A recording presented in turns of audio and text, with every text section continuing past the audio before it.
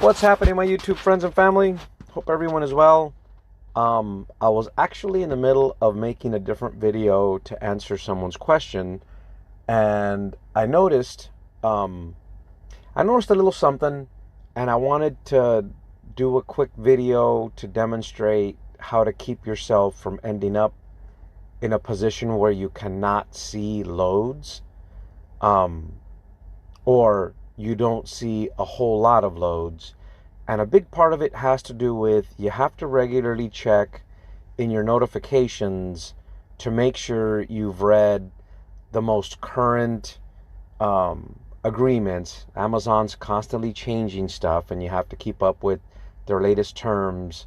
And once you have enough of these piled up that you're not acknowledging, they just won't let you see loads. And so on some of the Facebook groups, it's come up in the past, and then people are like, well, I don't see it. I don't know what you guys are talking about. It's a little bit funky. So up at the top to the left, you'll see there's the menu, the three bars there. If I click on it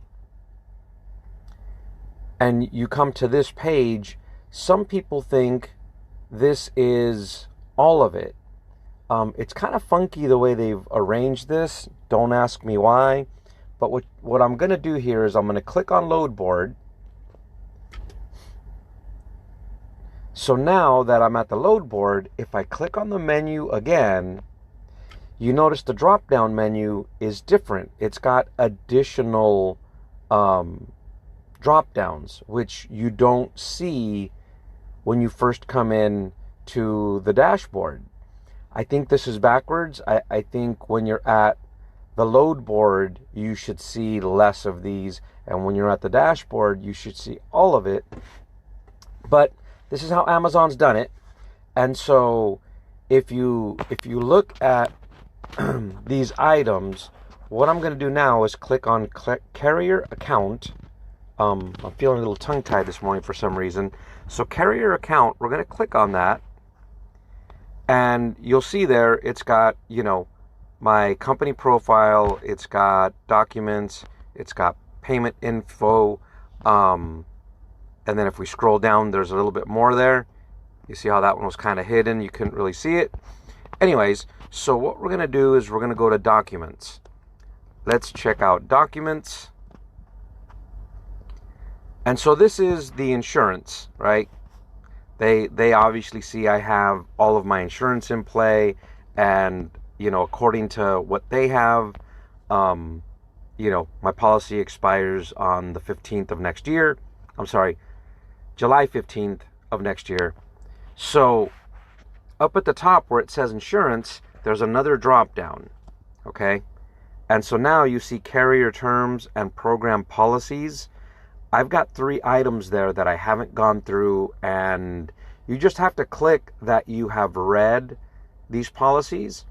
And so it's very possible that if I go to the load board right now, I don't see everything that's there, and I think eventually, if I don't update this, I won't see anything.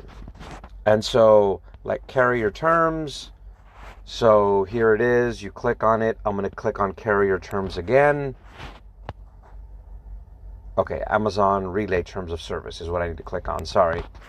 And so this is basically like your what other companies would call an MSA, or a Master Service Agreement.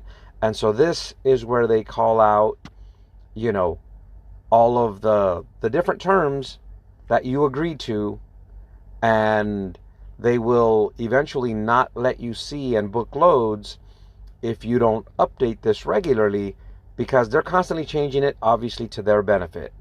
And, 9 times out of 10, when people on Facebook say, oh, Amazon just canceled the load, what do they pay? All of that's in here. All of the questions you want to ask, in terms of, well, I just damaged Amazon's trailer, or, all of those kind of questions, Amazon has broken out in here, okay? And so what we need to do is scroll to the bottom of it, like we've read it all, And, there's there's obviously a lot of verbiage there, which means, Amazon has a lot of attorneys. They try to make sure they're not going to be left holding the bag on anything. And so we get to the bottom of it, and then, you click that you have read, and you agree to the terms, you click save.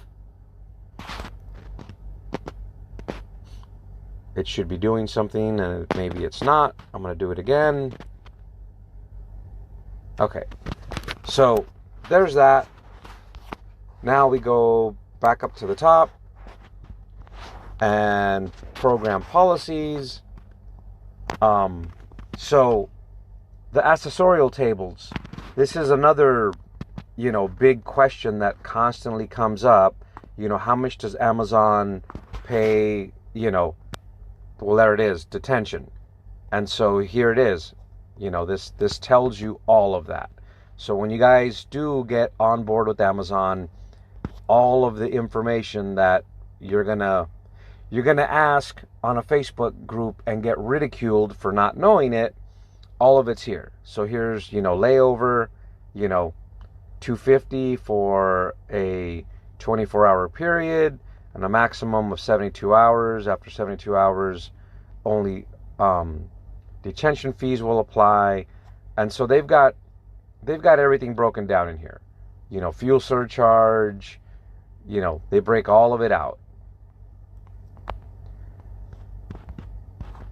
And so anyways, so again, you go to the bottom.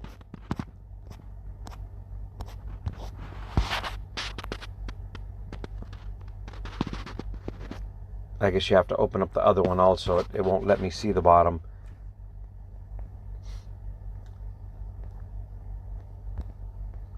And so all of the things that, you kind of want to ask about, like people that are double brokering loads, that seems to come up a lot. All of that stuff is right here. You can get all of those questions answered here. Anyway, so I'm not going to try and read them all for you. I'm just demonstrating that this is kind of part of regular maintenance that needs to go on. And so there's no click at the bottom to say I've read it. So I'm going to back up one. They're not in red anymore. And so I'm going to assume that's it. I'm caught up. You need to, on a regular basis, go through your account that way. And this will ensure that your load board stays current and available to you. If you don't do this regularly, you will find that Amazon will either not let you see all of the loads in your area, or they will not let you into the load board at all. Especially with the insurance. You'll start getting notifications when you log in that your insurance is going to expire in 14 days and then 10 days, yada, yada, yada. They give you ample warning. And for those of you that wait till the night before your insurance is going to, your policy is going to expire to renew your new one, understand that your agent then needs to send RMIS a new copy, and then they update it in Amazon's system, and you could be in theory out of work for a couple days until that paperwork catches up. Anyway, just wanted to put that out there. I see the question come up regularly.